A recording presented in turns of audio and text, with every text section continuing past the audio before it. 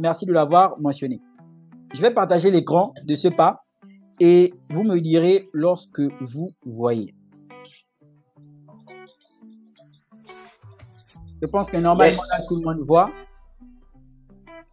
Oui. Ok. Attachez-vous bien, tenez-vous bien parce que ça va aller très vite. Ça va aller très vite, vraiment très vite parce que on a environ 2 heures pour essayer de faire comprendre à tout un chacun qui n'est pas en train de perdre son temps ici et maintenant.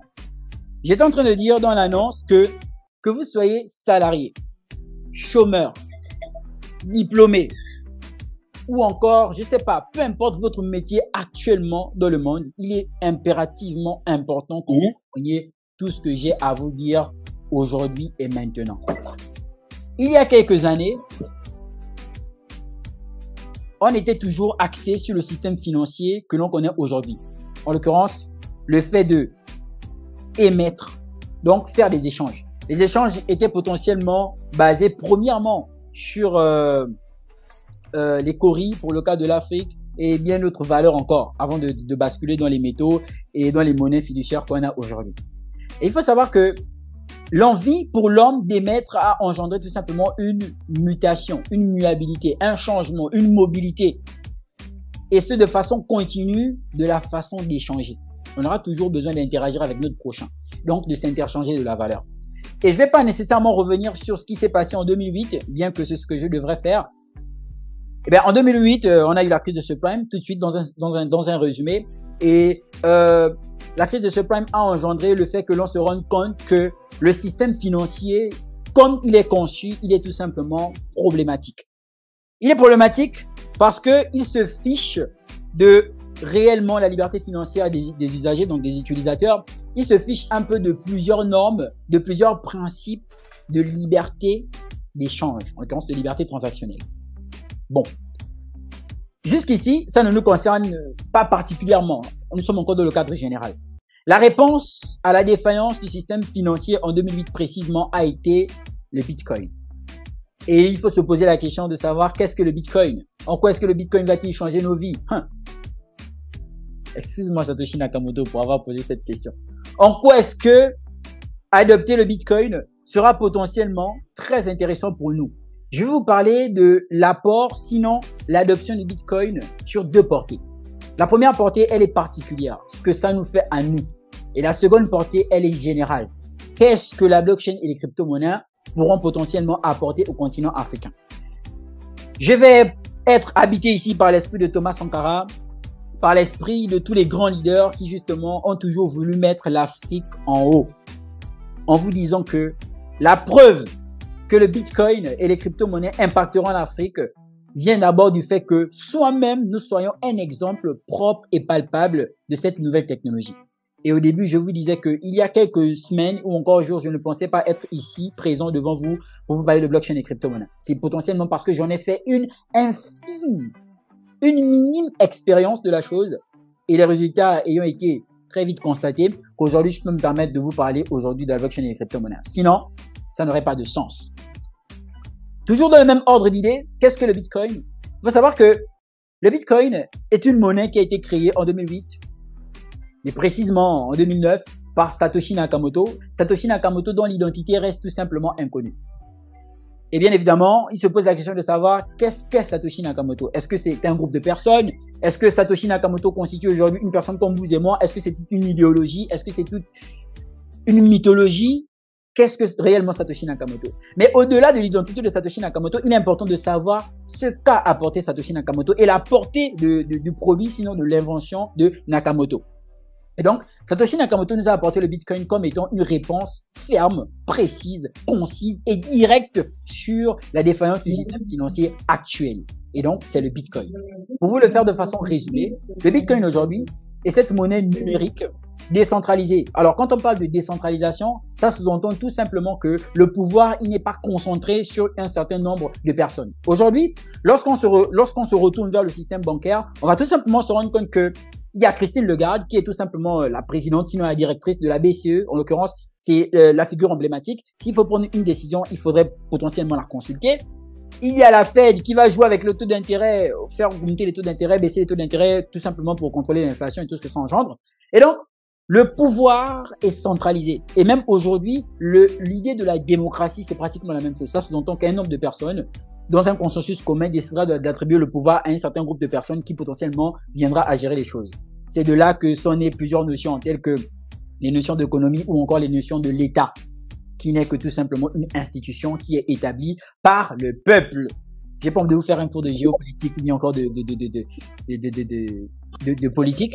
Donc, je vais tout simplement aller sur le nécessaire. Et donc, le but avec Satoshi Nakamoto ou encore avec le Bitcoin était tout simplement de réussir à créer une monnaie qui sera contrôlée par la volonté générale. En l'occurrence, j'aurais un moment à dire, moi, étant par exemple usager lambda sur le Bitcoin, par plusieurs consensus, par plusieurs mécanismes. Donc, c'est très important. Et donc, au-delà de la spéculation rattachée autour des crypto-monnaies qui potentiellement prendront de la valeur, perdront de la valeur, il y a toute une idéologie. L'idéologie de la liberté. La libertad. Free. Et donc, c'est toute cette liberté dans l'utilisation, de la jouissance de notre patrimoine, de notre puissance pécuniaire qui va justement faire en sorte que le Bitcoin devienne populaire, en ce sens où on s'est rendu compte qu'il y a réellement une alternative. Aujourd'hui, s'il faut prendre un crédit à la banque, bah écoutez, il va falloir donner un certain nombre de justificatifs. En fait, c'est tellement con. Pourquoi? Parce que j'essaie de venir prendre un crédit, d'accord? Ou encore contracter un crédit, faire un emprunt, tout ce que vous voulez. Non seulement ce sera l'argent de quelqu'un que l'on me donnera, j'ai pas envie de cracher sur les banques en même temps, mais par la même occasion, je dois justifier ceci en ce sens où il y a une certaine catégorie, d'accord, des personnes qui potentiellement pourront faire un prêt. Donc il faut, ça demande tellement une très grande procédure. Donc au système financier actuel, donc aux banques, il y a eu tout de suite une réponse avec la blockchain et les crypto-monnaies, qui est tout simplement ce qu'on appelle la DeFi, en l'occurrence la finance décentralisée. Ça peut être tellement vaste, d'accord? Et là, je peux tout simplement devenir pédant en essayant de vous expliquer tout le processus. Ce que je vais vous faire comprendre de façon précise, c'est que le Bitcoin est là. Le Bitcoin, c'est la monnaie du peuple. Le Bitcoin, c'est tout simplement la réponse au système financier actuel. Le Bitcoin, c'est potentiellement la chose, l'innovation technologique qui n'eut jamais, en tout cas, dans cette dernière décennie, c'est potentiellement la plus grande révolution qui puisse exister. Mais, pas parce que je le dis, parce que non seulement on s'est tous entendus dans un consensus commun, et par la même occasion, parce que je vais vous apporter des preuves qui montrent, pas qui montreraient, pas qui pourraient vous montrer. Non, je suis pas dans les suppositions ou encore dans les hypothèses. Je suis dans du concret. Le Bitcoin, c'est potentiellement la chose qui aura la possibilité, qui va impacter nos vies à plusieurs niveaux. C'est à partir de là que ça devient intéressant. Tout ce que j'étais en train de dire, c'était le préambule.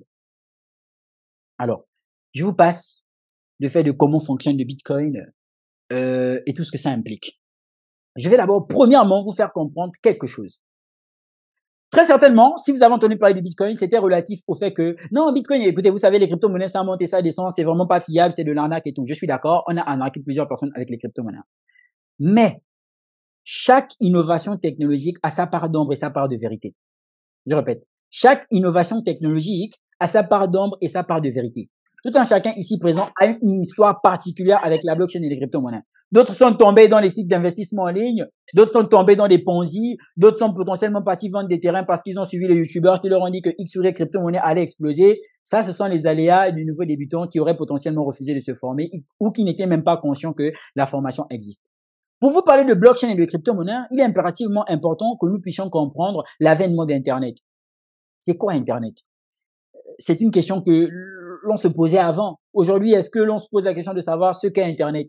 Aujourd'hui, lorsque vous allez sur les réseaux sociaux, est-ce que vous dites je vais sur Facebook par le biais d'Internet? Non, on dit je vais sur Facebook, je vais sur WhatsApp. Pourquoi? Parce que Internet, ayant été une révolution, a su marquer et tout le monde aujourd'hui ne peut pas s'en défaire. On fait pratiquement tout avec Internet.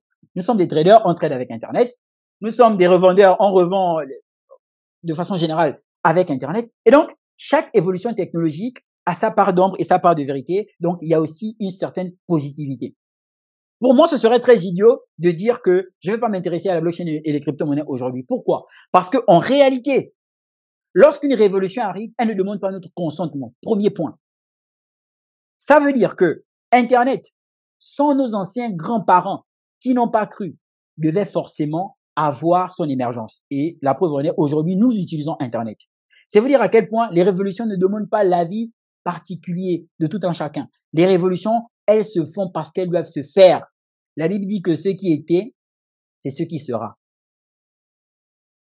Vous comprenez ça très bien. Ce qui était, c'est ce qui sera. Et ce qui était, c'était qu'il y avait des révolutions. Et ce qui sera, c'est qu'il y aura encore des révolutions. Je peux même vous prêcher ça de façon biblique. Pourquoi? Parce qu'on va prendre tout simplement des arguments bibliques, donc religieux.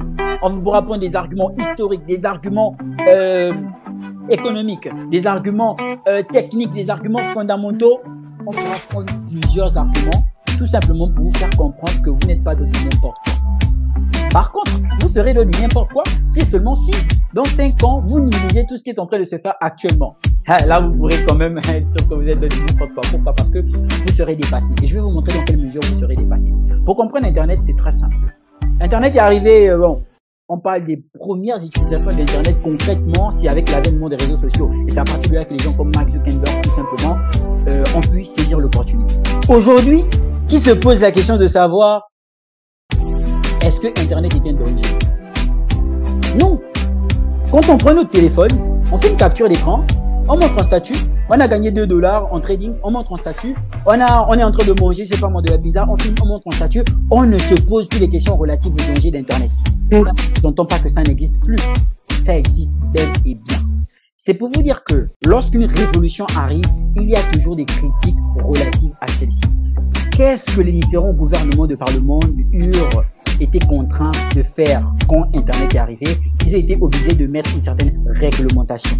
Aujourd'hui, on parle maintenant de la responsabilité de la personne, de la responsabilité civile ou pénale de la personne, même depuis Internet. Donc ça sous-entend qu'on va faire sortir des lois pour vous dire que, écoutez, si vous faites ça sur Internet, voici ce qui va se passer, voici ce qui va se passer, voici ce qui va se passer.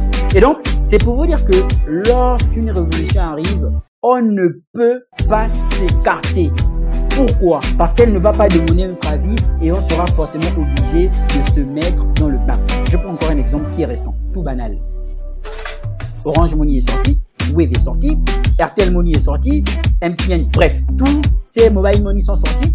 Au début, les gens avaient peur de mettre leur argent à l'intérieur, mais c'est devenu tellement plus facile de s'envoyer de l'argent du Sénégal pour la Côte d'Ivoire par le biais de Orange. Est-ce que les gens se posent encore des questions relatives à la peur? Quand Internet est sorti, plusieurs personnes avaient peur de ce que Internet pouvait devenir. Ce qui s'est passé, aujourd'hui, qu'est-ce que l'on remarque? On remarque que nous sommes à 63% de la population mondiale qui utilise Internet. Pour rappel, la population mondiale est passée, l'an passé, à 8 milliards d'habitants. Sur ces 8 milliards d'habitants, on a 63% qui utilisent Internet. Est-ce qu'aujourd'hui, vous pouvez facilement imaginer qu'il y a des personnes qui ne connaissent pas Internet? C'est même bizarre au fait de ne pas connaître Internet aujourd'hui. Limite, on voit nos grands-parents qui vivent au village comme étant des personnes vraiment dépassées, qui vivent à des millions d'années dans le passé. Limite, ce sont des personnes qui sont même souvent rabaissées dans la société. Pourquoi? Parce qu'elles n'utilisent pas Internet, donc elles ne sont pas à la mode. Mais c'est ce qui va vous arriver si vous ne prenez pas en compte les crypto-monnaies. Je vais vous le démontrer. Maintenant, il faut savoir que lorsqu'une révolution arrive, elle arrive avec son flux, son impulsion, en termes de tout ce que ça implique, de technologie et bien évidemment de spéculation. Et donc, ça sous-entend qu'il y a des opportunités à saisir. Et ce sont des opportunités qui ne se représenteront que dans une nouvelle révolution qui prendra potentiellement plusieurs décennies. Ce que je vais vous faire comprendre, c'est que vous êtes comme à l'époque d'Internet, dans ses débuts, actuellement dans le marché crypto de façon générale. Donc, je passe outre tout ce que vous faites actuellement, que vous soyez trader, que vous soyez dans le marché du forex, que vous soyez salarié. Je suis en train de vous dire qu'il y a une révolution qui arrive qui ne prend pas en compte vos statuts sociaux actuellement. Les crypto-monnaies ne vous demanderont pas quel niveau vous avez à l'école. Si vous avez un Master 4, d'ailleurs même, malheureusement, ce sont les personnes qui aujourd'hui ont trop fait l'école, Master 100, qui n'arrivent pas à comprendre ce que sont la blockchain et les crypto-monnaies parce qu'ils sont en train de raisonner. Ils ont atteint le monde intelligible de la raison. Ça sous-entend que ça paraît tellement beau que c'est pas possible. Mais ils oublient que Internet est arrivé. Ça, c'est le monde à des moments donnés ce qu'ils ont étudié. Bon, bref, moi, je ne veux pas critiquer le système scolaire. J'en ai largement parlé. Je vais rester concentré sur le vif du sujet. Et donc, quand je vous parle d'opportunité, je vous parle pas d'opportunité compte tenu du fait que ce serait fictif. On va poursuivre tout simplement. Lui, c'est qui? Est-ce que quelqu'un serait capable de me dire aujourd'hui qui est cet homme? Est-ce que quelqu'un reconnaît cet homme? Lui, là. Vous pouvez même tricher. Les gars d'Amazon. Le gars d'Amazon. Jeff Bezos. Mais Voilà, Jeff Bezos. quand on vous parle des plus grandes richesses dans le monde, et moi je vois des gens qui sont tellement fans d'Elon Musk.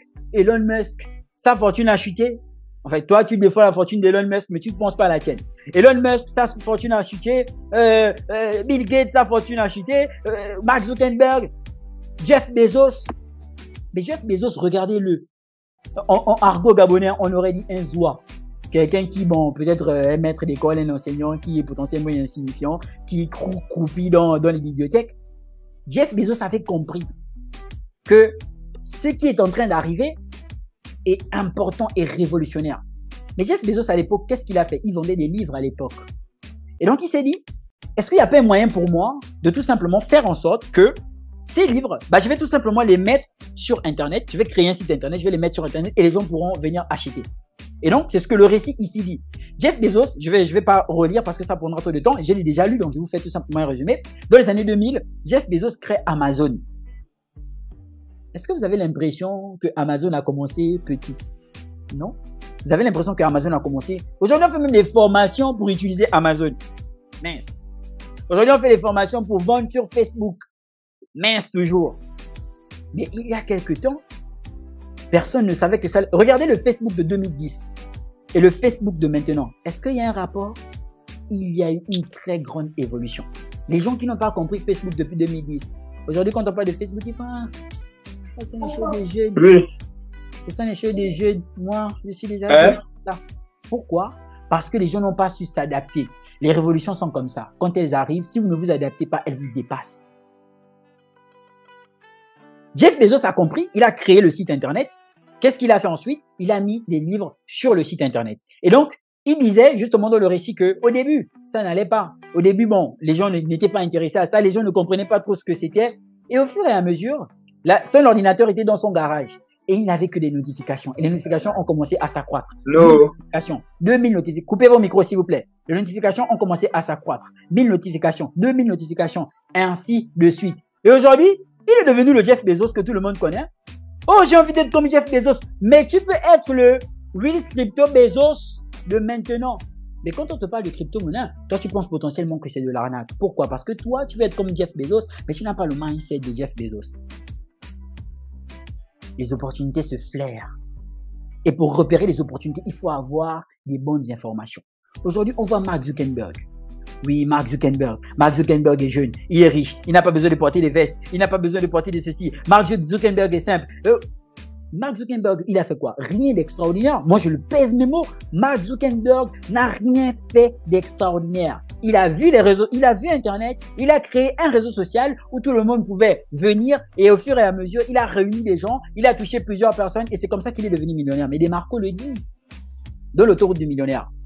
Si une personne a 100 000 francs, on va dire 100 000 francs. Une personne a 100 000 francs.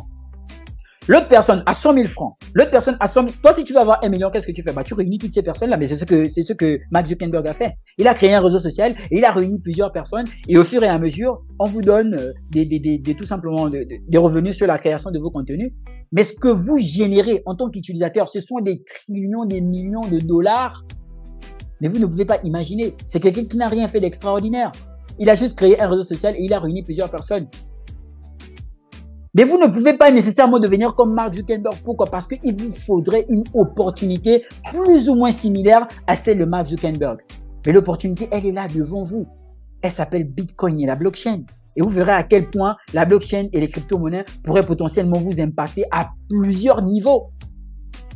Vous pouvez être un salarié de la blockchain jusqu'à preuve du contraire. Vous pouvez être un investisseur dans la blockchain et les crypto-monnaies jusqu'à preuve du contraire. Vous pouvez même être à votre propre compte dans la blockchain et les crypto-monnaies jusqu'à preuve du contraire. Vous n'avez aucune limite. Le problème, c'est que vous évoluez dans une certaine zone de confort et cette zone de confort a tout simplement engendré le fait que votre programmation psychique est celle selon laquelle il faudrait suivre le parcours que l'on nous a donné, alors qu'en réalité, vous avez la possibilité de saisir les opportunités. Moi, quand je vois des étudiants comme moi qui me disent moi j'ai envie d'être ceci ou cela dans 5 ans, qui se focalise seulement sur le rêve et non sur les objectifs qu'il faut. Mark Zuckerberg, tout comme Jeff Bezos, potentiellement, ils voulaient devenir millionnaires, ils voulaient vendre leurs livres et ils se sont dit, quelles sont les actions que j'ai envie de faire? Avec la blockchain et les crypto-monnaies, je le répète haut et fort, il est question de vous permettre de réaliser le rêve, the dream. Martin Luther King a dit, I have a dream. Mais vous pouvez mettre ça au pluriel et dire, j'ai des rêves. C'est bel et bien possible aujourd'hui avec la blockchain et les crypto-monnaies. Vous pouvez être Bezos, que vous voulez, Abdoulaye Bezos, Alian donc Bezos, vous pouvez être Eurydice Bezos, vous pouvez être aujourd'hui ce que vous voulez en termes de Bezos ou encore de Zuckerberg. Pourquoi? Parce que vous avez cette possibilité aujourd'hui et maintenant. Mais, il faut le comprendre. Il faut comprendre où est-ce que la blockchain et les crypto-monnaies sont en train de parler. On ne devient pas millionnaire quand on a un peu une crypto-monnaie qui est montée à 30 $, on commence à trembler. Bezos l'aurait fait. Quand il a commencé à vendre 2-3 livres, il aurait pu se dire, c'est bon, j'ai pu vendre les livres que je voulais vendre, j'ai plus envie de vendre. Non, il a insisté et persisté. Aujourd'hui, quand on parle d'Amazon, Google, quand on parle des GAFAM de façon générale, mais aujourd'hui, ce sont même plus les entreprises qui appartiennent à ces promoteurs-là. Non, c'est dément, mais c'est plus leur entreprise. Vous pensez que Mark Zuckerberg, c'est aujourd'hui le fonds le plus grand de Facebook? Non, il y a des grandes entreprises derrière. Il y a BlackRock, il y a plusieurs grands gestionnaires d'actifs financiers au monde qui justement sont des investisseurs. On peut partir de rien pour devenir quelqu'un en saisissant les opportunités et ce, de façon la plus rapide que possible. Moi, la fortune de Mark Zuckerberg ne m'impressionne pas. La fortune de Bezos ne m'impressionne pas. Pourquoi? Parce que je sais que je peux être ce qu'ils sont de mon pays, minimum, et du continent africain par extension. Pourquoi? Parce que je crois et j'en ai la possibilité aujourd'hui. Je trouve absurde et incompréhensible que l'on ait compris ce qu'est la blockchain et les crypto-monnaies et on dit, j'ai envie, si seulement je pouvais devenir riche en 2025. Ça ne peut plus devenir quelque chose de, ça ne peut plus être une supposition. Ça doit être une affirmation du fait que l'on ait compris. Après, si ça se passe autrement, peut-être c'est la malchance. Très certainement, il faudrait un peu aller consulter au grand-père au village pour voir s'il n'y a pas l'ancien grand-père qui nous a amarrés dans la calebasse avec notre photo. Ça encore, c'est un peu spirituel. On va essayer de régler ça. Mais physiquement, tout un chacun peut espérer une richesse en crypto-monnaie. Et je vais vous le montrer encore dans la suite de cet argumentaire-là. Et donc, je vous passe le fait de Satoshi Nakamoto, Cypherpunk. Et donc, aujourd'hui, il y a cette grande révolution. Je vous disais tantôt que 63% aujourd'hui de la population mondiale utilisent Internet. C'est fou. À l'époque, on se demandait si Internet, n'allait pas nous conduire dans le chaos. Tout comme aujourd'hui, on se demande si ChatGPT ne va pas nous conduire dans le chaos. Et pourtant, l'utilisation d'Internet, on n'a même pas 70%. Et c'est à partir de là que, j'ai envie de m'envoler. Pourquoi? Parce que ces 63% qui utilisent Internet aujourd'hui, la crypto-monnaie, nous ne sommes que 5% des personnes qui utilisent les crypto-monnaies. Quand on parle d'Internet et l'adoption, et par la même occasion du Bitcoin, premièrement, il faut retourner regarder quelque chose, ce qu'on appelle la théorie de la diffusion de l'innovation. Ok. Si vous parlez à quelqu'un de la blockchain et des crypto-monnaies, il va vous dire, gars, c'est de l'arnaque. Lui-même, il n'est pas de l'homme, il sait que c'est de l'arnaque. Sorcellerie, vampireux, sorcier, malhonnête. Tu as ta place dans le châtiment. Pourquoi? Parce que tu ne peux pas critiquer ce dont tu n'as pas fait l'expérience. Je trouve très déplacé que quelqu'un me conseille sur quelque chose dont il n'a pas fait l'expérience, ou encore qu'il critique quelque chose justement qu'il n'a pas expérimenté. Sinon, ton point de vue te vient d'où si tu n'as pas expérimenté? Mais aujourd'hui, vous vous laissez conseiller par des gens qui justement n'ont jamais mis pied dans les crypto-monnaies et vous doutez des crypto-monnaies. Il n'y a pas plus compliqué et problématique que quelqu'un qui ne sache où il est en train d'aller. Il est important de connaître. Pourquoi? Parce que la connaissance, c'est le paye de la puissance. Il est important de connaître. La théorie de la diffusion de l'innovation, qu'est-ce que c'est? En fait, lorsqu'une nouvelle technologie va apparaître, il y aura des phases. Il y aura tout simplement des niveaux qui potentiellement engendreront l'adoption de celle-ci. Et donc, premièrement, on a 2,5% qui constituent les innovateurs. Quand le système financier a eu un problème, qu'est-ce qui s'est passé? On a eu des personnes appelées des cypherpunks qui tout simplement sont là pour protéger la vie anonyme, qui sont là pour protéger l'anonymat. Donc des codeurs, la bande de Satoshi Nakamoto, ayant décidé aujourd'hui de faire quoi? De créer le Bitcoin. Une réponse ferme et directe.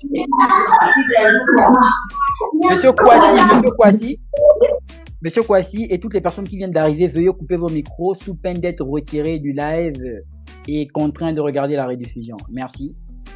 Alors, 2,5% ici, dans notre cas, dans la blockchain et les crypto-monnaies, on va les appeler des cypherpunks et toutes les personnes aujourd'hui qui sont des personnes révolutionnaires dans les crypto-monnaies. Donc, c'est 2,5%. On compte CZ de Binance. On compte tous les promoteurs, sinon tous les PDG des grandes boîtes crypto.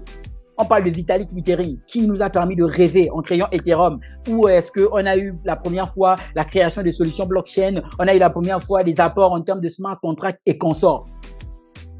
Ça nous a permis de rêver. Ça a permis de créer le marché crypto. Ça, en 2013, on a connu une certaine expansion. On s'est dit, oui, il y a quelque chose qui est en train de naître. C'est eux les innovateurs, les promoteurs de projets, des visionnaires. C'est potentiellement des personnes comme ça que l'on cherche en Afrique. Comment est-ce qu'on va faire évoluer la blockchain en Afrique pour que plusieurs personnes aujourd'hui puissent proposer des solutions? Ainsi, vous comprendrez avec moi à l'avenir, plus tard dans le live, que les personnes qui sont riches dans le marché crypto ne sont pas nécessairement les personnes qui investissent, mais les personnes qui proposent des solutions. Je répète. Les personnes qui sont riches dans un système, dans une révolution, ne sont pas les personnes qui investissent nécessairement, mais ce sont des personnes qui proposent des solutions. Aujourd'hui, la personne qui a créé EasyChange, la plateforme qui sert aujourd'hui à interchanger les crypto-monnaies avec du fiat, elle est très riche. Elle est immensement riche. Combien de personnes interchangent des USDT tous les jours? Est-ce que EasyChange a réellement des vrais concurrents? Je dis bien vrais concurrents en ce qui concerne l'achat et revente des crypto-monnaies en Afrique. Il n'y a pas. Donc EasyChange a compris que, et là, on parle de richesse conformément à ce qu'on sait d'EasyChange. Et quand on sait que la blockchain et les crypto-monnaies seront là à l'avenir, ils sont très riches. Et c'est à cet instant que vous devez créer des solutions. Vous pouvez être le Satoshi Nakamoto de votre pays, du Mali, du Burkina Faso, du Gabon, du Sénégal. Vous pouvez. Si eux, ils ont pu, pourquoi pas vous? Mais il vous faudra potentiellement de la compétence. Donc, vous êtes ici. Si et seulement si vous décidez de l'être, vous êtes des innovateurs. 2,5%. Ils sont très minimes. Ce sont des personnes qui sont like crazy. Ce sont des personnes qui voient où est-ce que c'est en train d'aller et ils prennent le risque. Risk, reward. Pas de risque, pas de récompense. C'est seulement en Afrique où on voit que on n'a pas fait des risques, on fait des récompenses. Le voisin a réussi, on part chez l'Onganga, on le fétiche, on met dans la bouteille. Allez, il doit mourir. C'est un autre niveau de la magie. Jalousie inutile. Alors, 13,5% représente quoi? Les adopteurs précoces. Ha! Les adopteurs précoces. Ça veut dire que nous, les gens qui ont créé des entreprises, lorsqu'ils arrivent, qu'est-ce qu'ils font? Ils ont besoin des personnes qui vont un peu croire, non? Donc, on les appelle maintenant les adopteurs précoces. Donc, eux, ils ne croient pas nécessairement. Hein. Bon, ils mettent quand même de la liquidité à l'intérieur. Qu'est-ce qu'ils font? Ils mettent de l'argent, ils se disent, bon, nous, on va investir. Et ce sont ces personnes-là qui ont investi dans Ethereum. Ce sont ces personnes qui ont investi dans Binance. Quand vous entendez qu'une baleine depuis 2013 s'est réveillée, elle a décidé de vendre ses bitcoins. Elle avait investi depuis. Elle était une personne précoce dans le marché. Ça représente 13,5%. Après, maintenant, il y a la majorité précoce. La majorité précoce, on va dire que c'est vous, c'est moi. Des personnes qui comprennent un peu là où c'est envie d'aller, donc qui créent maintenant des zooms, ils essaient maintenant de sensibiliser tout le monde, ils essaient maintenant de dire que, ah les gars, normalement il y a un truc qui arrive là-bas, ou ah s'il vous plaît, essayez de, ah s'il vous plaît, essayez de comprendre, ça va bouleverser, ça va. Donc ces personnes-là sont maintenant vous et moi.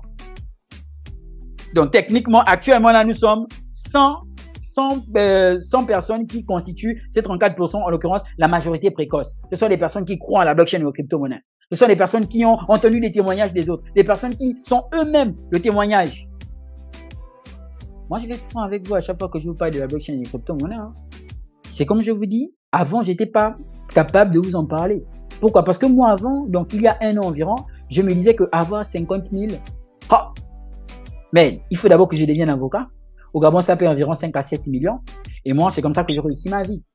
Donc, techniquement, quand les parents ne peuvent pas envoyer l'argent à la fin du mois, je sais déjà que bon, c'est compliqué parce que le bailleur doit venir cogner. Donc, 50 000, c'était compliqué. Tout comme aujourd'hui, il y a des étudiants qui pensent que 50 000 aussi, c'est compliqué.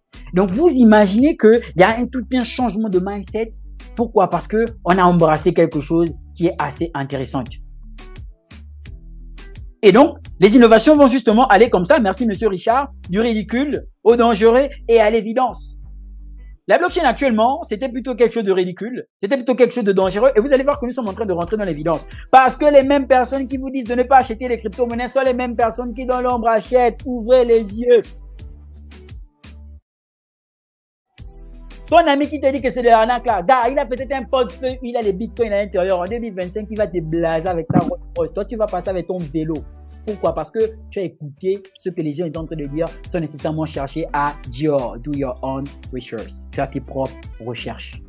Et moi, aujourd'hui, j'ai envie de mettre une petite bougie, un petit doute. J'ai envie de s'aimer quelque chose, une sémence ridicule, dangereuse et évidente dans ta vie.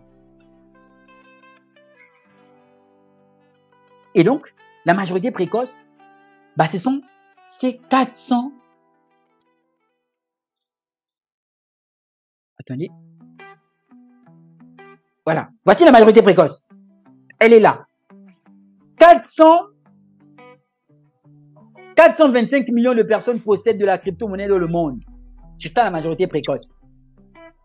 Donc, quand tu viens me dire que le Bitcoin a déjà explosé, le marché crypto ne va plus rien donner, mais on est en train de t'expliquer que nous ne sommes que 425 millions sur 8 milliards de personnes qui utilisent, 8 milliards de personnes sur la Terre, nous ne sommes que 425 millions, ce qui représente à peu près 5% de la population mondiale. 5% de la population mondiale qui utilise Internet quand on sait que celle-ci normalement est à 63%. Tu me dis que tu es en retard. Mais qui t'a dit que tu étais en retard, mon frère? C'était qui? L'ange de l'éternel? C'était qui t'a dit? L'ange du diable? Qui t'a dit que j'étais en retard de la blockchain et des crypto-monnaies? Tu te bases sur quoi? Tu es au tout début. Tu es précoce. S'il fallait juger ça de façon biologique, tu es à l'âge de la puberté. Et l'âge de la puberté, c'est l'âge où on découvre. C'est là où on a notre premier gourmet.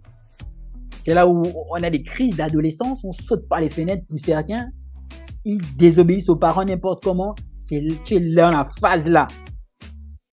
Et quand je dis que tu es dans la phase là, je prends en compte ton âge. Que tu sois père de 30 enfants, 17 enfants, salarié de 50 ans, 60 ans, papa, tantine, tonton, grand-père, on est tous précoces, on est dans la même histoire, on est dans le même bateau. Satoshi Nakamoto nous a plongé dans le même problème. Maintenant, certains seront plus avancés que d'autres en fonction des sacrifices qu'ils vont faire, mais nous sommes dans le même problème. Ça veut dire que même si tu vis ta vie, même si tu es incrédule, pardon, s'il te plaît, écoute quand même, regarde quand même où est-ce que la chose est en train d'aller. Moi, j'ai mon grand frère du côté paternel qui a entendu parler du Bitcoin en 2010. Je devais avoir 9 ans, 10 ans. Aujourd'hui, quand il me voit dans la blockchain et les crypto-monnaies, souvent, l'autre fois, il m'a appelé, il pleurait. Il pleurait parce que, à l'époque, la bourse du Gabon, c'était pas la fausse bourse qu'on a aujourd'hui là, hein. C'était un gros lot. C'était des millions que tu touchais. Et il avait la possibilité de devenir millionnaire. Aujourd'hui, justement, il est en train de créer sa propre boîte. Mais ça a quand même pris beaucoup de temps. On est déjà à plus de 7 ans là que la boîte est en train de se créer. Il aurait pu avoir un levier. La blockchain et les crypto-monnaies ne constituent pas la meilleure chose dans le monde, dans la vie. Mais ça peut constituer un très grand levier pour toi aujourd'hui qui est fermé. Pour toi. Mais quand coach Simon Ouedraogo, il vous dit aujourd'hui que ton plus grand rêve, c'est de rêver petit, point. F50, son projet F50 de révolution et tout, etc. Mais vous avez vu ces photos d'avant, est-ce qu'il pouvait vous parler comme ça? Limite, on va dire qu'il s'est enorgueilli. Non. Quelque part, il a eu l'ego lié au fait qu'il aurait eu à prendre des risques et il aurait compris quelque chose que plusieurs personnes n'ont pas compris. Et je vous dis que c'est difficile de rester humble quand on sait où est-ce qu'une chose est en train d'aller et quand on sait le potentiel que l'on pourrait avoir. Donc moi, je vois des gens qui dépensent 50 000 francs, 30 000 francs dans les boîtes de nuit chaque samedi. Mais c'est parce qu'ils ne connaissent pas la blockchain et les crypto-monnaies. Parce que ce que 50 000 peut devenir dans 3 ans, 5 ans dans la blockchain et les crypto-monnaies, ça dépasse l'entendement de la grand-mère qui sait seulement que pour être devenir riche, il faut aller chercher du travail. On peut aider nos gouvernements demain.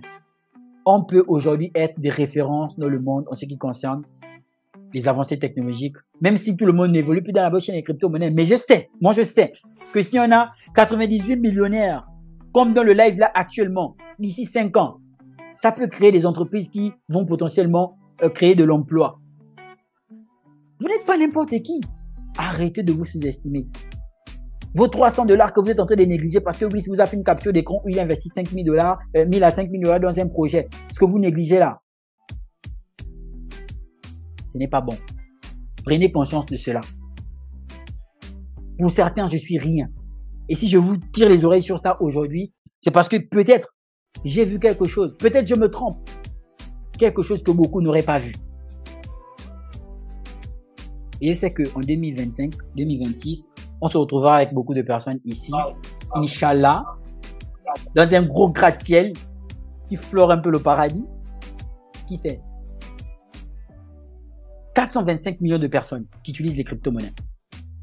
Ça, c'était, ça a été publié tout simplement là, le 1er janvier 2023, le 1er janvier 2023. Non, le 23 janvier 2023. La date, c'est bizarre, hein? Oh, ça a été publié le jour de mon anniversaire, hein, à 13h, à 13h pile. Moi, je suis né à 14h, à 14h35. Et vous voulez me dire que c'était une coïncidence? Ce n'était pas une coïncidence. C'est pas une coïncidence. Ça a été publié le jour de ma date de naissance. Et donc, le ridicule, le dangereux et l'évidence. Bon. Autre chose qui montre tout simplement que la blockchain et les crypto-monnaies impacteront et changeront vos vies. Outre le fait de l'adoption précoce, donc j'étais ici sur la théorie, la majorité précoce, outre le fait de l'adoption, que tout le monde ne s'y intéresse pas, bien évidemment, je vais poursuivre dans ce sens. Et on a la majorité tardive. La majorité tardive, là, vous pensez que c'est qui? Mais vous-même là, non, vous êtes aussi dans la majorité tardive. Oui, vous êtes dans la majorité tardive et les retardataires. Pourquoi? Parce que vous êtes pour la grande majorité des personnes qui sont rentrées dans le marché crypto lorsqu'ils ont entendu que l'autre là, Shiba Inu a explosé. Beaucoup sont là. Ils sont venus acheter Radio Kaka, Baby Doll, Shiba Inu, Machikili, Moustique Inu, Mouche Inu, Éléphant Inu, la Panthère Inu. Beaucoup sont venus acheter les Inu, Panthère et autres là quand ils ont appris que Shiba Inu a explosé. Mais il y a des personnes à qui, depuis 2018, on a dit que le marché capitalisé a dit que des gars, ça c'est de l'arnaque. Pourquoi vous faites du mal à qui? Franchement, on fait du mal à qui? On se fait du mal à nous-mêmes. Pourquoi? Parce que on refuse l'information. La meilleure chose pour gagner la guerre, c'est d'avoir non seulement l'information, la bonne interprétation de l'information et l'utilisation de celle-ci. En l'occurrence, information, formation, action. En l'occurrence, application. Et donc, beaucoup en information, ils se disent que c'est l'arnaque, donc ils ne passent pas à l'action. Oui, ça arrive tout le temps. Moi, j'ai des amis qui me croient aujourd'hui quand ils voient les statistiques. J'ai des amis qui m'ont beaucoup contacté comme actuellement ici quand ils voient maintenant mes graphiques en trading. Et quand on dit qu'on peut réellement avoir l'influence financière en trading, vous voyez comment c'est l'intérêt qui guide l'homme.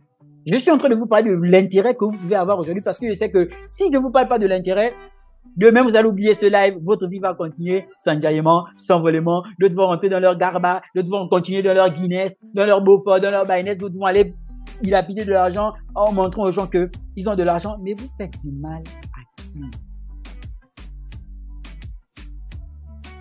Même quand on vous parle des blockchains et des crypto-monnaies, vous ne croyez pas. Vous faites du mal à qui?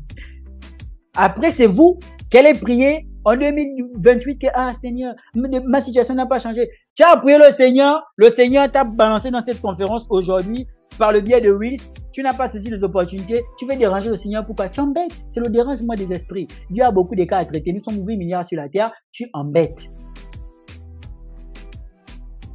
Il faut prendre conscience de ça. Quand on fait une demande au Seigneur, il y a la réponse à plusieurs niveaux. De façon naturelle, on peut te répondre. De façon spirituelle, on peut te répondre. Mais quoi qu'il en soit, on te donne une réponse. On a tous été d'accord que Dieu existe, non? Maintenant, pourquoi quand il nous parle, on n'est pas d'accord? C'est une forme de vampire. Une fois, les retardataires arrivent, ils viennent investir au mauvais moment. Ou encore, aujourd'hui, il y a d'autres qui disent quoi? Eh, si seulement j'étais là à l'époque quand Facebook, comme Mark Zuckerberg. Oui. Ce sont les retardataires qui pensent comme ça. Des personnes d'échec, des personnes sans vision, des personnes qui n'ont pas le discernement, les personnes qui ne lisent pas les signes de la nature, les personnes qui ne s'informent pas, les personnes qui sont toujours en retard, les personnes qui sont toujours derrière, les personnes qu'on a bloquées au village, les personnes qui se sont bloquées même eux-mêmes. Parce qu'ils ont refusé l'information. L'ouverture d'esprit ne signifie pas s'ouvrir le crâne. Ouvrons nos esprits. Même toi, papa, aujourd'hui, qui ne comprends pas ce que je suis en train de dire là, prends ton fils, fais en sorte que ton fils écoute ça. Il y a ton fils de se documenter sur ça. Peut-être que ta bénédiction, c'est pas ton fils qui aurait compris et toi, tu n'as pas compris. Libère ton cœur.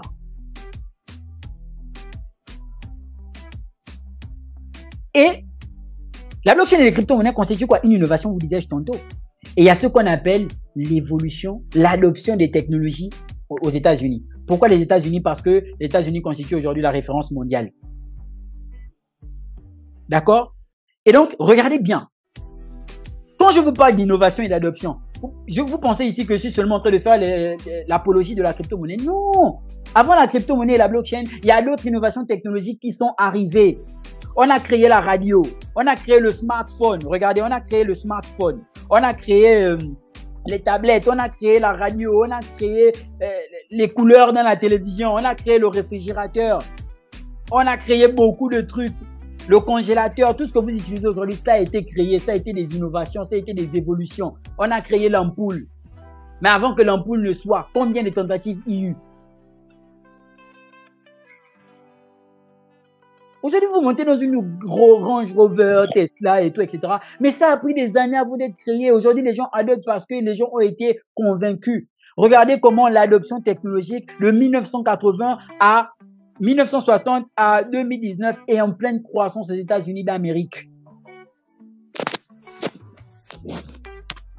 C'est en pleine croissance. Regardez, les innovations technologiques sont en croissance aux États-Unis, en Chine. Vous voyez les petits Chinois qui sont en train de créer les ordinateurs. Vous pensez que le gouvernement chinois a su mettre ça dans l'évolution des enfants, dans le système éducatif. Tout ça là, on a à refaire ça chez nous. Mais on ne fait pas ça si on est pauvre. Quand tu pars même épouser une femme, attendez d'abord, on va un peu se parler terre à terre. Quand vous partez demander la main d'une femme, chez ses parents, bien que on vous présente en tant que fiancé, on vous pose quelques questions. On vous dit, vous faites quoi dans la vie? On essaie de voir si tu es un Zoua, un Mougou. On essaie de voir si tu es, comme on dit chez nous au Cameroun, un Boutman. On essaie de voir si tu es, je ne sais pas comment on dit ça dans d'autres pays. On essaie de voir si tu es quelqu'un, si tu as une vision, on te dit, tu fais quoi dans la vie? Même dans les réunions, si le gars qui n'a pas le faro, si le gars qui n'a pas le gain n'est pas là, est-ce qu'on commence la réunion? Pourquoi? Parce qu'il faut quand même un minimum pour débloquer certains niveaux d'accomplissement. L'importance de la liberté financière, l'importance de la blockchain et les crypto-monnaies. Voilà, un yaraé. Donc, c'est très important que vous puissiez le comprendre. Donc, les innovations technologiques prennent toujours du temps. Regardez ici, ça a pris du temps. Regardez là, ici, on avait quoi? Je prends par exemple le cas du réfrigérateur. C'est quelle couleur là? C'est quelque part ici. Regardez, en 1940, 1960, ça ne fait que monter. Pourquoi ça ne monte? Parce que on crée des téléphones davantage. On crée des réfrigérateurs davantage. On crée des radios davantage. En electric power, tout ça, on crée tout ça davantage. Donc ça ne fait que prendre de la valeur, ça ne fait que croître. Les ménages utilisent de plus en plus. Aujourd'hui, comme vous n'avez pas la télévision de votre maison, vous n'avez pas l'impression que vous êtes au village. Comme vous n'avez pas le courant, les ampoules, vous n'avez pas l'impression que vous êtes au village. Quand vous faites 2 heures, Mark Zuckerberg coupe Facebook, il coupe WhatsApp, vous n'avez pas l'impression que vous êtes déconnecté du monde. Les réseaux sociaux, vous n'avez pas l'impression que lorsqu'on coupe ça, vous êtes déconnecté du monde. Ça prend de plus en plus de l'ampleur. Maintenant, vous allez me dire, oui, c'est vrai, ça prend de l'ampleur, mais qu'est-ce qui nous prouve que les crypto-monnaies et la blockchain prendront aussi de l'ampleur? Boum! 81 entreprises, dont les 100 plus grandes entreprises mondiales utilisent désormais la blockchain et les crypto-monnaies. Ok les gars, ne croyez pas en moi. Je suis d'accord, ne croyez pas en moi. Moi, je suis personne. Donc, vous ne croyez pas en PayPal, en Microsoft. Vous ne croyez pas en BlackRock, le plus grand gestionnaire d'actifs au monde, à Goldman Sachs. Vous ne croyez pas à Grayscale. Vous ne croyez pas à Spotify. Vous ne croyez pas à Nvidia. Vous ne croyez pas à Microsoft. Vous ne croyez pas au GAFAM. Vous ne croyez pas à Visa. Vous ne croyez pas à Samsung, à Amazon. Vous ne croyez pas à Shell, station d'essence. Vous ne croyez pas à Coca-Cola. Vous ne croyez pas à Toyota. Attends, on peut être incrédule comme ça. Vous ne croyez pas que, ou encore, oh, même en marque d'eau, vous pouvez manger les marques d'eau, vous ne croyez pas. Ok, il n'y a pas de problème, c'est pas grave. Vous ne croyez pas aux entreprises ayant constitué la révolution passée de l'essor d'Internet, qui aujourd'hui investissent dans les crypto-monnaies. Mais vous croyez à votre ami qui sort de nulle part pour vous dire que la blockchain et les crypto-monnaies, c'est de l'arnaque. Wow! Oh! C'est spirituellement incroyable. Quand l'ange Gabriel voit ça, il dit, oh Gabriel, my God. Comme dit mon ami. Peut-être que quand Dieu voit ça, il dit, oh my God. C'est grave. Toutes ces entreprises-là, regardez.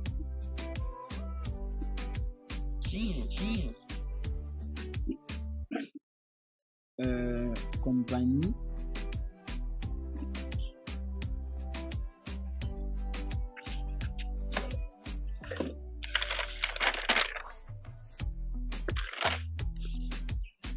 Je pense qu'il avait déjà même ouvert. Regardez, s'il vous plaît, coupez mon micro. King Isha, le micro. Regardez. Regardez très bien. Ici, vous avez les plus grandes entreprises au monde, et leur capitalisation boursière. Apple, Microsoft, Google, Amazon, Nvidia. Regardez leur capitalisation boursière, s'il vous plaît. Ici, 2000 milliards de dollars. 2000 milliards de dollars. 2000 milliards de dollars, 1000 milliards de dollars, 2000 milliards de dollars, 1000 milliards de dollars, 653 millions. Visa, 493 milliards. Visa, c'est le plus grand réseau en termes de transactions au monde. JP Morgan. Toutes ces entreprises aujourd'hui, Samsung et j'en passe, sont les entreprises qui prennent conscience et qui savent où est-ce que la blockchain et les crypto-monnaies sont en train d'aller. Vous, avec vos 50 000 francs et vos 100 000 francs, qui sont très loin d'être des milliards de dollars, vous dites c'est de l'arnaque.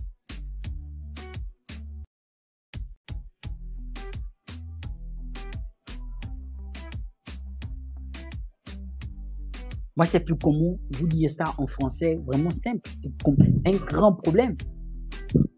Regardez, toutes ces entreprises-là sont majoritairement aux États-Unis, en Chine, en Suisse. Ces entreprises, la preuve que le marché crypto va exploser, c'est que ces entreprises-là viennent avec ce qu'on appelle de la liquidité. Chez nous, en crypto-monnaie, on appelle ça la liquidité institutionnelle. Quand je vois ça, en fait, quand je vois le flux qu'a eu le marché crypto en termes de liquidité, en 2021, on a eu 3000 milliards de dollars. Le marché a touché 3000 milliards de dollars. Quand je vois ça, et je vois tout simplement aujourd'hui l'apport de liquidité qu'il y a encore qui est plus considérable que le bull market précédent. Moi, je rêve. Oh, I have a dream. Je rêve. Pourquoi? Parce qu'il y a un potentiel en termes de liquidité qui est énorme. Ok. Ces entreprises sont aux États-Unis d'Amérique. Les États-Unis d'Amérique ne croient pas aux crypto-monnaies. Hein? Qui vous a dit ça? Qui vous a dit ça? Le gouvernement américain serait désormais l'une des plus grosses baleines du Bitcoin. Il faut savoir que le Bitcoin est fort et le Bitcoin est en corrélation avec le dollar américain. Normalement, si le dollar américain, et c'est une corrélation d'ici juin, si le dollar américain se casse la face, Bitcoin prend de la valeur. Si Bitcoin prend de la valeur, le dollar américain se casse la face et vice versa. Et on vous dit que le gouvernement américain est une baleine en Bitcoin. Le gouvernement américain a 200 000...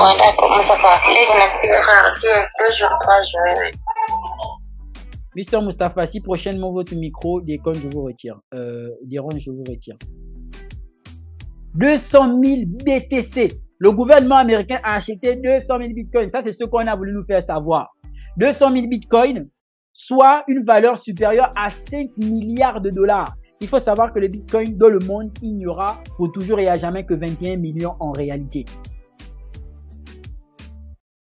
Mais donc, le même gouvernement américain, vous allez avoir des news sur les États-Unis d'Amérique qui vous diront que les crypto-monnaies, c'est de l'arnaque, ça ne sert à rien. Les gens qui vous disent que ça ne sert à rien sont les personnes qui achètent les crypto-monnaies en bourse. Qui se joue de qui? La question qui se pose de façon un peu plus douloureuse, c'est qui est plus bête que qui?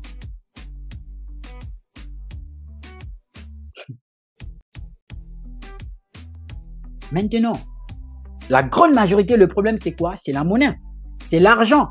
Vous avez peur d'investir aussi bien en crypto que dans d'autres secteurs parce que vous pensez que avoir 10 000 francs, 100 000 francs, c'est de l'argent. Right. Il n'y a pas de problème. OK. Allons.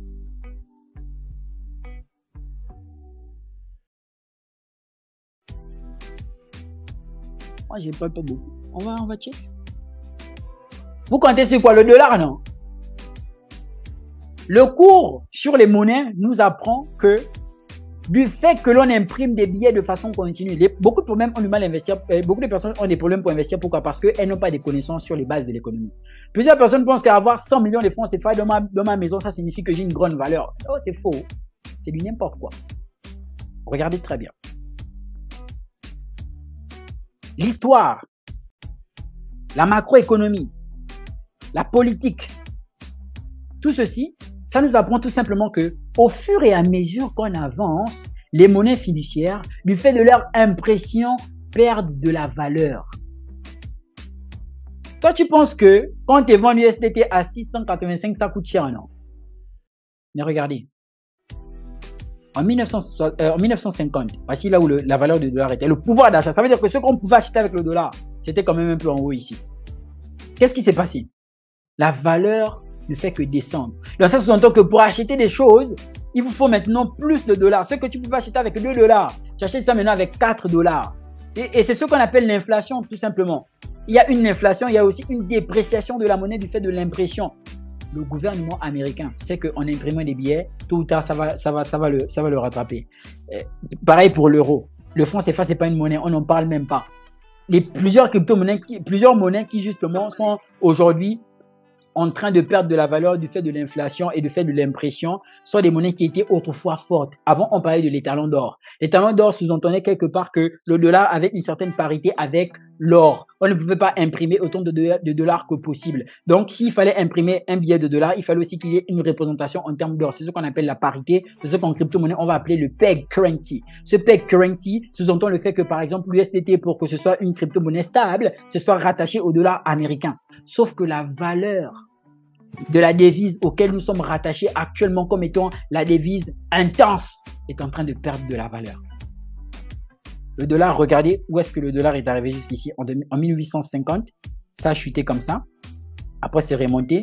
Ensuite, lorsque c'est quitté en parité avec lorsqu'on a détaché le dollar de l'or, regardez le pic que le dollar a fait à la baisse jusque dans les années 2000. Et c'est encore en train de se casser la face de façon continue. Ça veut dire que peut-être d'ici 2030, le dollar n'aura plus, je ne dis pas que le dollar ne va plus exister, mais je dis que le dollar n'aura plus la même valeur. Le dollar n'aura plus la même valeur que maintenant. Donc toi-même qui es en train de me dire que tu veux être multimilliardaire en dollars, moi je ne veux pas être multimilliardaire en dollars, moi je veux être trillionnaire en bitcoin. Parce que je sais que ma future monnaie dans le monde, pour toujours et à jamais, c'est le bitcoin. Le 0,5 Satoshi que tu négliges aujourd'hui, c'est le Satoshi là qui vaudra de l'or demain. Ah bah oui, les gens de 2010, quand on leur disait d'acheter le bitcoin à 0,03 $, ils disaient quoi? C'est du bullshit, ça ne sert à rien.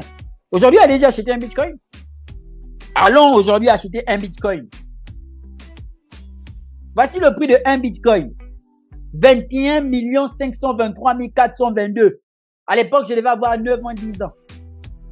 Tu penses que tu vas mourir? Tu ne vas pas mourir. Inch'Allah, Dieu va t'attraper la vie pour que tu vois ça en 2025, 2030 et dans les futures années encore. Je te souhaite une longue vie. Tu vas voir ça. Comme ça, si tu n'avais pas saisi l'opportunité, je te dirais, je t'avais dit. Dieu va nous garder en vie. Nous sommes 100 personnes ici là. Dieu, Inch'Allah, il va nous garder en vie. Même si d'autres sont vieux avec les béquilles, oh, ils auront envie.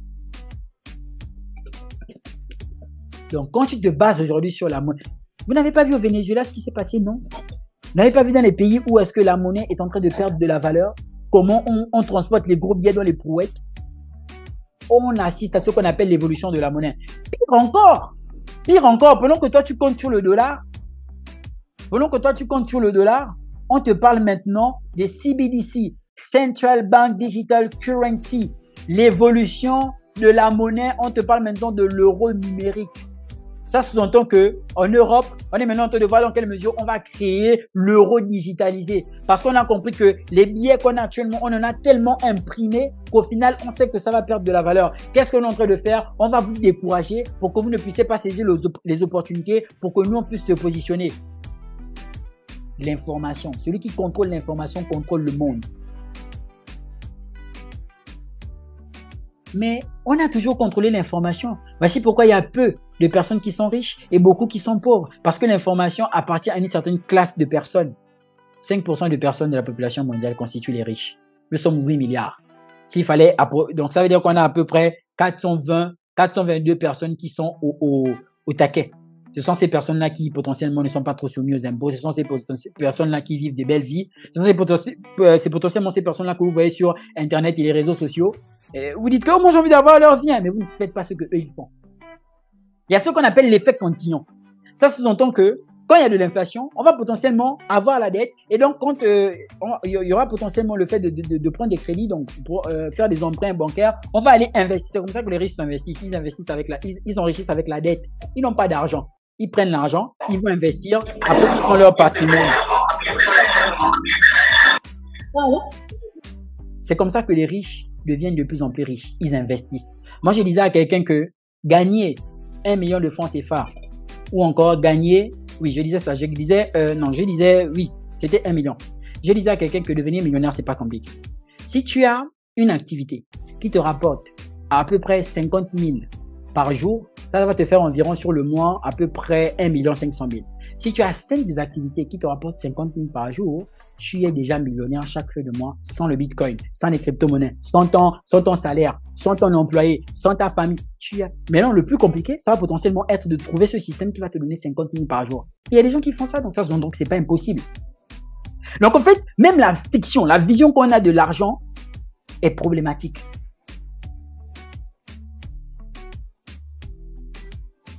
Donc, quand tu comprends ça, il y a une différence entre investir seulement pour 2025 et il y a une différence entre investir pour devenir big tout le long de ta vie. Assurer une richesse pour 5 000. Jeff Bezos et les Mark Zuckerberg dont vous parlez là. Même s'ils meurent, leurs familles auront toujours l'argent. Pourquoi? Parce qu'ils ont créé un système où est-ce que l'argent fonctionne sans leur présence. Ce qu'on appelle la classe de la droite. Les personnes qui créent des systèmes, qui sont les investisseurs, qui l'argent travaille pour eux et ils ne travaillent plus pour l'argent. Quand on ne comprend pas ça bien, on pense que l'enfer, c'est l'autre.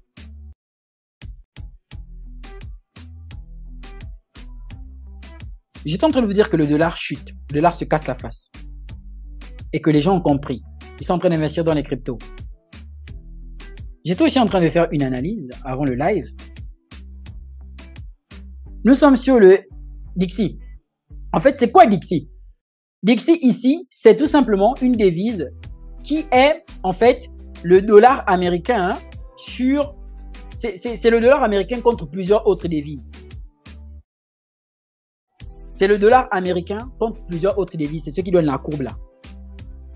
Qu'est-ce qui s'est passé en 1977? Le dollar est monté. Là, nous sommes sur une unité de temps relative à 3 mois. En 1967, le dollar est monté. Ensuite, en 1982, il a chuté.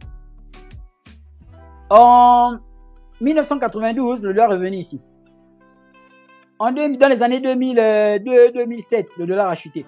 Mais vous ne vous souvenez pas que dans les années 2002-2007 là, 2007, juste après on a pris de 2007-2008, c'est là où on a eu la crise de subprime. Qu'est-ce qui s'est passé après?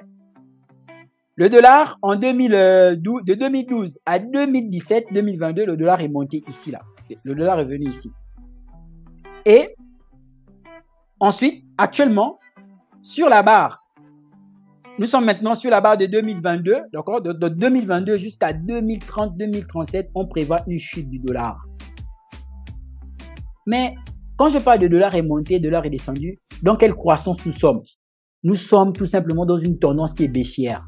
On a des points hauts de plus en plus bas et des points bas de plus en plus bas. C'est une tendance qui est baissière. Le dollar est en train de se casser la face. Le dollar est en train de chuter. Et justement, il y a aussi une politique monétaire américaine, je ne sais pas pourquoi ils font ça, qui stipule que généralement dans les périodes festives, on fait chuter la valeur du dollar. Je me suis pas encore bien penché sur le sujet, mais j'en avais parlé avec mon prof de droit bancaire. C'était vraiment mon pote, parce qu'on avait toujours nos débats intéressants sur la macroéconomie. Il m'expliquait un peu le rôle de la BCE et de la Banque mondiale internationale qui justement... bref, je vous passe de tout ça. Et donc là, on prévoit quoi? Une chute sur le dollar dans les années à venir. Ça, même sur le graphique, on sait que ça va se produire. Pourquoi? Parce que il y a trop d'impression de billets actuellement.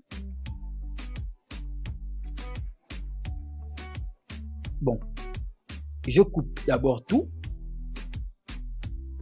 et je vais appeler tout le monde au débat. Je vous pose une question. Quand vous diabolisez le Bitcoin et les crypto-monnaies, ma question est la suivante. Vous comptez sur quoi ou vous comptez sur qui? L'État. L'autre ami qui nous a dit que le Bitcoin ne sert à rien, c'est de l'arnaque. Chacun va me dire sur quoi il compte. Mais quand je dis chacun va me dire sur quoi il compte, je ne suis pas en train de dire qu'il n'y a pas des personnes qui sont financièrement stables. Il y a des personnes qui je sais qui sont financièrement stables dans la conférence. Il y a des personnes qui sont déjà millionnaires en francs CFA ou bien encore en dollars. Je crois, moi je crois en tout un chacun ici. Mais ce que moi je suis en train de vous dire, c'est que pour assurer la pérennité de votre richesse, vous comptez sur quoi? Ça sert à quoi d'être multimilliardaire si au final, la monnaie dans laquelle nous sommes milliardaires, perd de la valeur? Moi, c'est la question que je vous pose.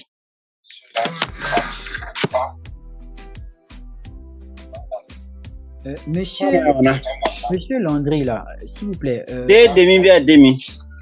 Oui, monsieur Landry, au revoir, je vous retire. Vous faites trop le désordre. Donc, quand vous comptez sur la blockchain, quand vous utilisez la blockchain et les crypto-monnaies, vous comptez sur votre entreprise qui va toujours produire des millions de francs CFA. Et si le franc CFA tombe, vous comptez sur quoi? Attendez d'abord. Pourquoi vous utilisez le Bitcoin? Pourquoi vous ne prenez pas au sérieux les crypto-monnaies? Là maintenant, j'ouvre le débat, j'ouvre le micro pour toutes les personnes qui auraient des éventuelles questions. Moi, j'ai fini mon argumentaire. C'est tout ce que je pouvais vous dire en tout ce qui concernait, de façon résumée, la blockchain et les crypto-monnaies pour éveiller vos consciences. Peut-être pour vous donner un coup de grâce, d'accord? Pour vous donner le coup de grâce. Parce que je peux faire ça en ce sens où je peux tout simplement vous montrer des exemples et des exemples, ce sera interminable. Je vais dire market cap. Attendez, je vais chercher. Je pense que c'est crypto. Ouais, c'est crypto market. J'écris quoi là? Oh, il y a des gens qui m'envoient les 15 là-bas. Je pense que c'est... Attendez, je cherche...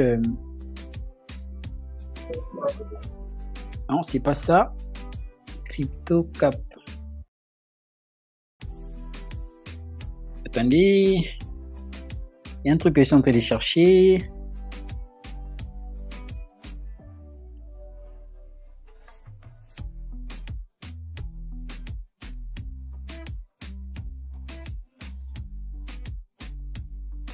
C'est pas comme si moi je suis dépendant à ça. Hein. Si ça ne veut pas sortir, moi je m'en fous. Je vais chercher d'abord autre chose. Je viens sur le cours du Bitcoin. Je vais mettre ça en vue semaine. Hein.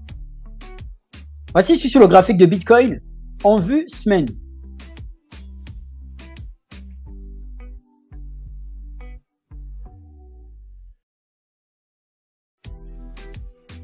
Vous vous souvenez quand on vous a dit que le Bitcoin allait mourir, non? Bitcoin va mourir, ça ne sert à rien. Voici la mort du Bitcoin. On est monté. À chaque fois, on est toujours parti chercher des niveaux historiques plus hauts. En 2021, on avait un Bitcoin à 68 000 $. Presque 69 000, 70 000 $. Donc, nous, ce qui est évident, c'est qu'on nous souhaite la mort, mais on est toujours vivant. Notre marché est toujours vivant. Donc, on est toujours sur une tendance haussière là. Voilà ça. Notre marché, quand on dit qu'il va mourir là, il est là. Il ne meurt jamais. Je mets 104 pour que vous puissiez voir. Voilà. On est purement haussier. Donc, à coup sûr, nous, on sera toujours là. Et le marché crypto sera toujours en pleine expansion et en pleine évolution. Et donc, moi, j'ai dit que les gens qui vous ont dit que le marché crypto, ça ne sert à rien, ils se sont basés sur quoi?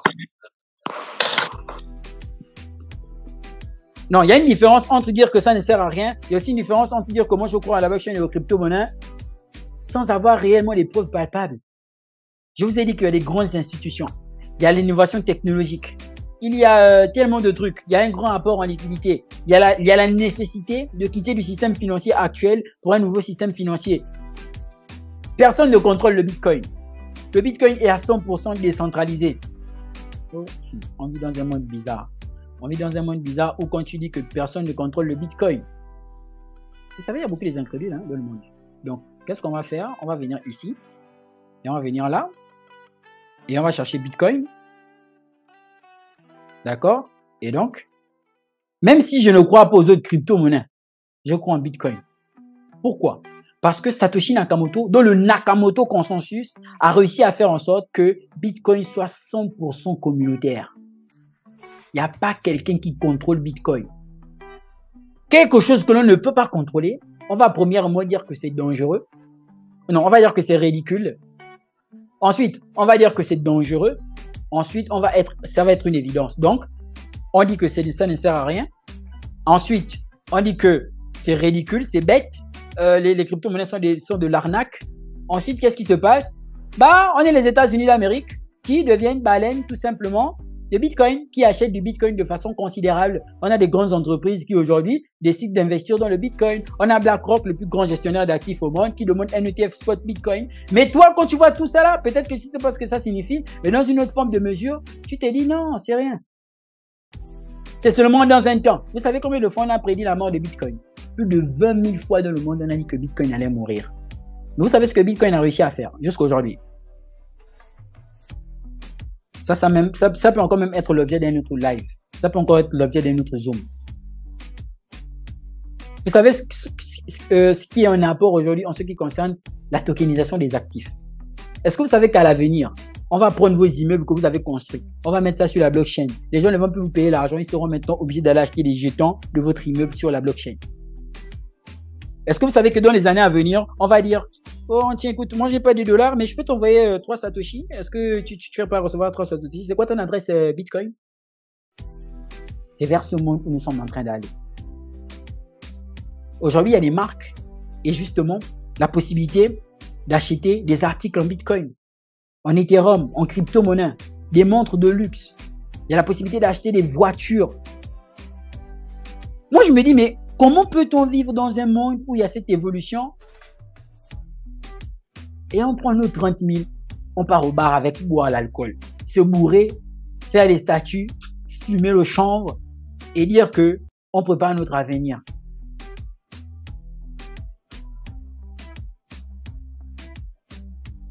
Il y a quelqu'un qui dit que le SushiSwap a démarré. SushiSwap, c'est un protocole décentralisé. J'ai fait une vidéo sur YouTube où je vais vous parler des 5 plus grands protocoles décentralisés. SushiSwap a commencé à pumper hier, justement dans le canal prévu. Je vous ai aussi envoyé le lien.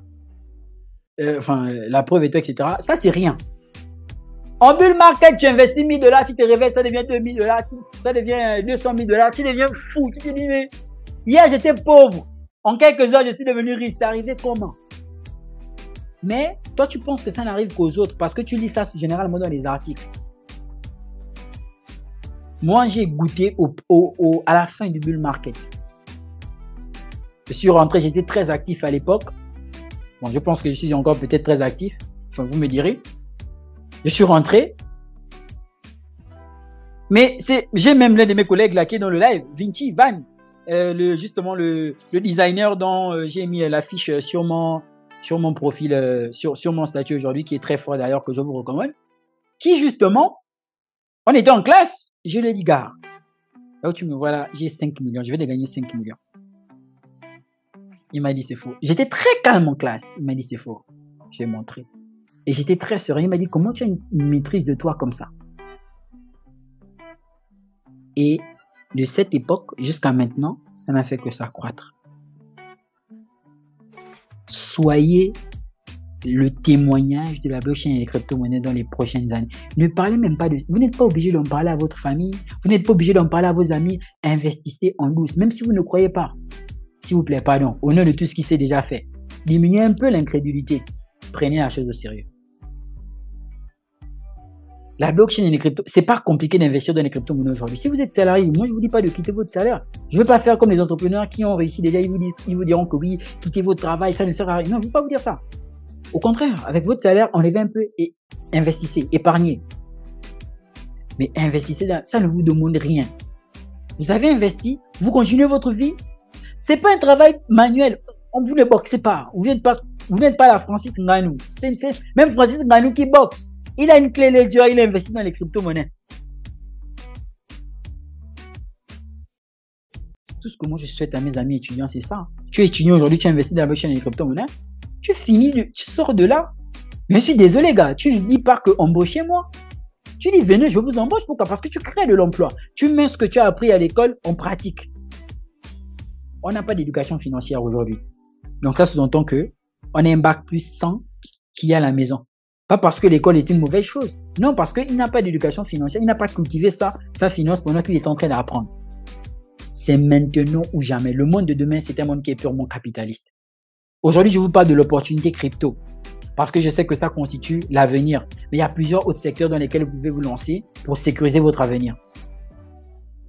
Mais, ce que je sais, c'est qu'il n'y a pas un autre secteur dans lequel vous allez rentrer là actuellement et vous allez faire plus de 3000% sur tout votre portefeuille comme les crypto-monnaies d'ici 2025. Ça dépend. Peut-être si vous rentrez dans le trafic d'organes, dans le marché noir, vous vendez peut-être votre rein ou vos orteils, vous vendez vos yeux ou vos poumons. Peut-être, c'est possible. Je sais que le marché noir, on paye bien. Mais un marché qui peut te permettre de sortir intact avec tes membres pour aller jouir de ton argent, c'est très certainement le marché crypto. Mais je dois vous dire que le potentiel d'enrichissement peut être égal au potentiel d'appauvrissement. Ah ouais?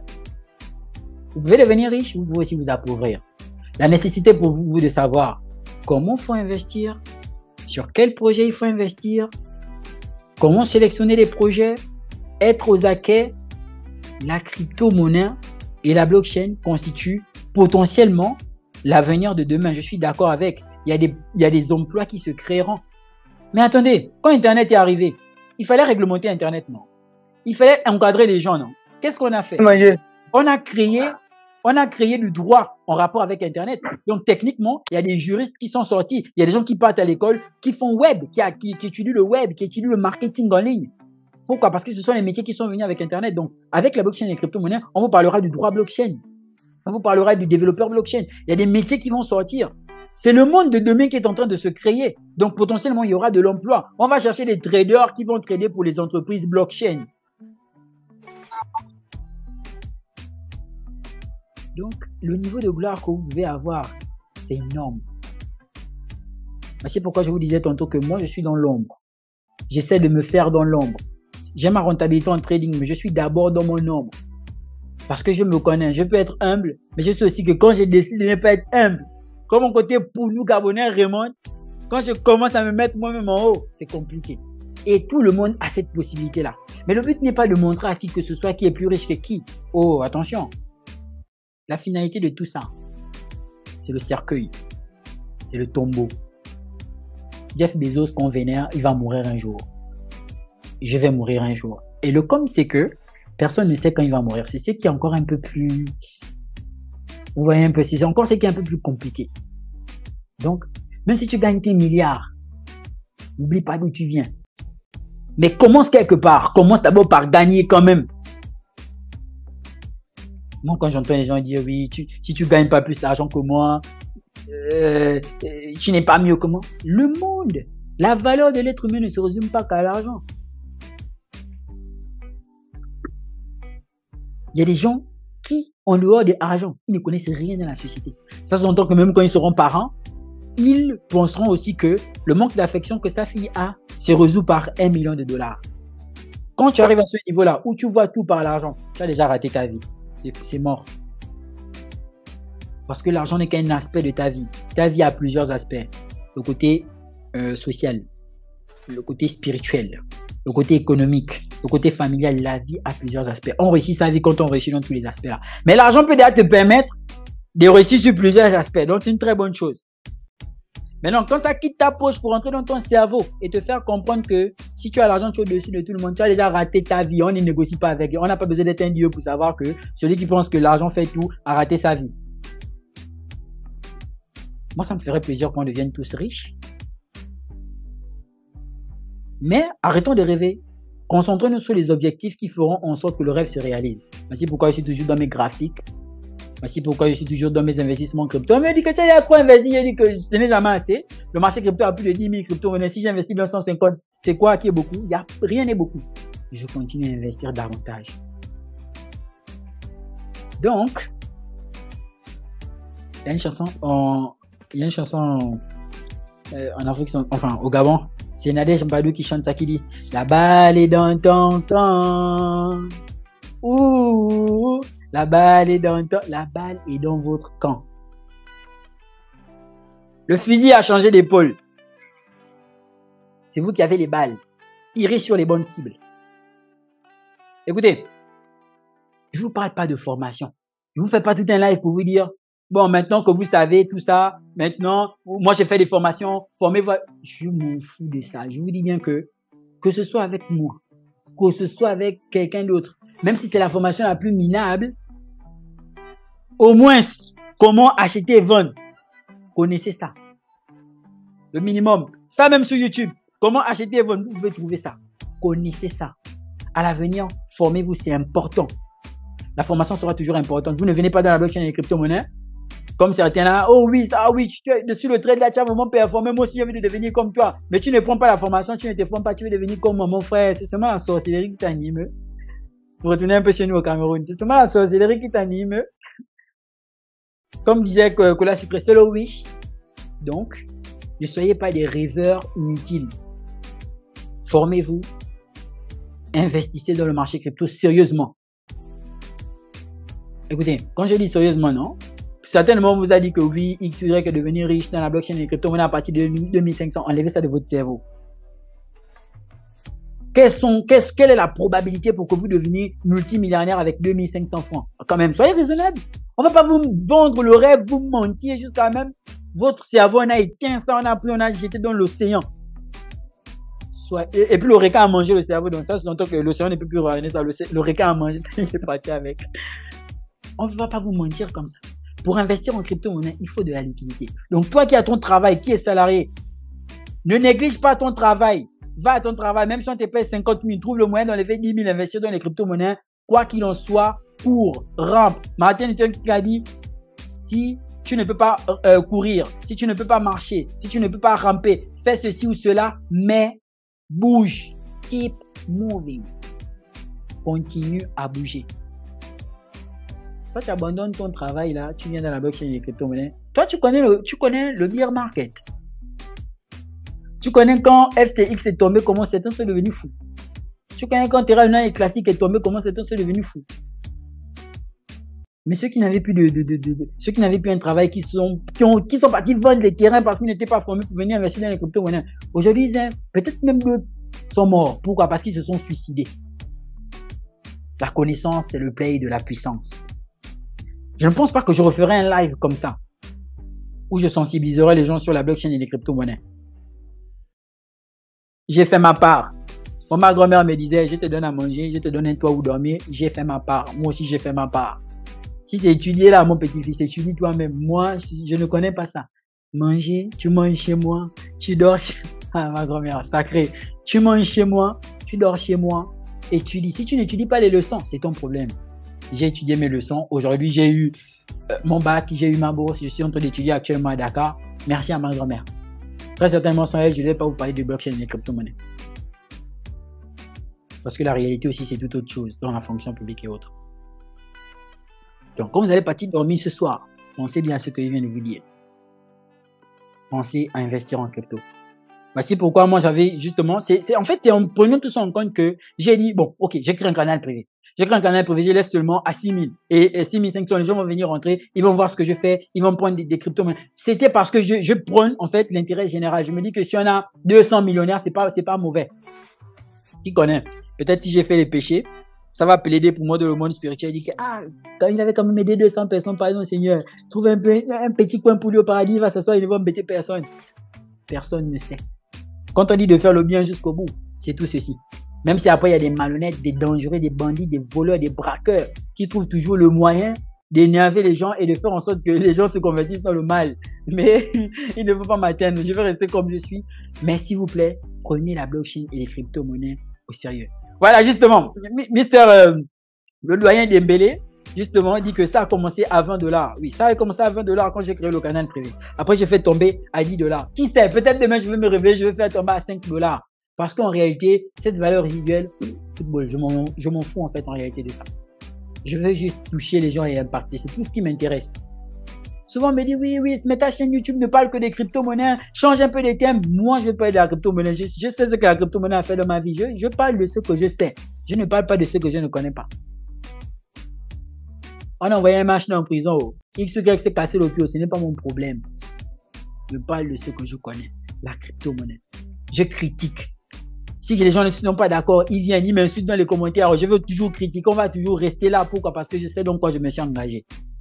Parce que si c'était pour me décourager, quand j'ai perdu 3 millions en trading et que je n'avais encore rien, là, j'allais me décourager.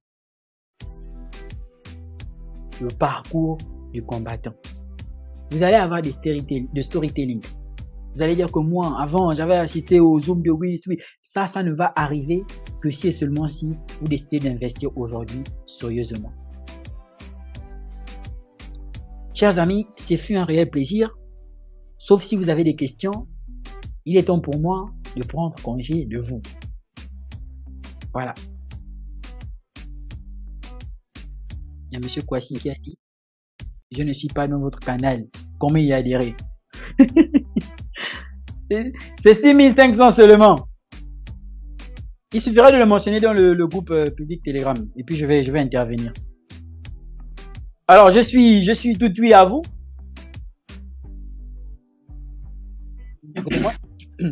Alors, moi, juste remercier, en tout cas, c'était un guerrier qui a capté 100 personnes au bout de 2 heures de temps pour sensibiliser, conscientiser. Tu es en train d'accomplir ta mission de vie. Comme je le dis toujours, ça compte de nous a quelque chose à ajouter à l'humanité, que ça soit de façon spirituelle, que ça soit de façon intellectuelle, ça compte de nous a quelque chose à partager au monde. Ne vous minimisez pas. Essayez de, en tout cas, créer quelque chose pour ajouter de la valeur. Oui, je me souviens bien qu'il y a de cela, en février 2022, récemment. Il y a des gens qui vont dire que j'ai fait 4 ans, 5 ans, 6 ans. Ce n'est pas le plus important. Le plus important, que quand tu choisis, tu décides de faire quelque chose, tu te donnes à 1000%. Et il s'est chargé de kérosène. C'est comme un avion qui prend de départ. Il a décollé, il n'a pas de point d'arrivée en ce moment. Donc, pour dire que vous n'êtes pas en retard. Moi, je te félicite pour les 1h47 minutes, disons 1h50 minutes d'exploit que tu viens de faire. Ça va créer des déclics, j'en suis sûr, ça va créer le déclic dans l'esprit de beaucoup de personnes. Et ça peut être donc un point de départ pour certaines d'autres. Et tu vas voir dans ta vie que tu vas attirer encore plus d'abondance et de prospérité. La vie, c'est ainsi. On donne et on reçoit. Tout ce qu'on donne, on reçoit encore. Donc, on va remercier encore Luis pour cette soirée. Ensemble, j'espère que tous, on va activer le micro. On va dire merci Luis Crypto. Ensemble, là, activez vos micros, je vous en prie, activez vos micros. Activez le micro, je ne veux pas vous couper.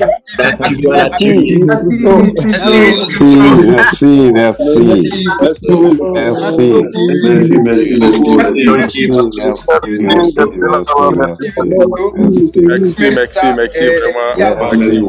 vraiment, merci. Voilà, t'as plus rien. Donc, c'est pas facile. Merci.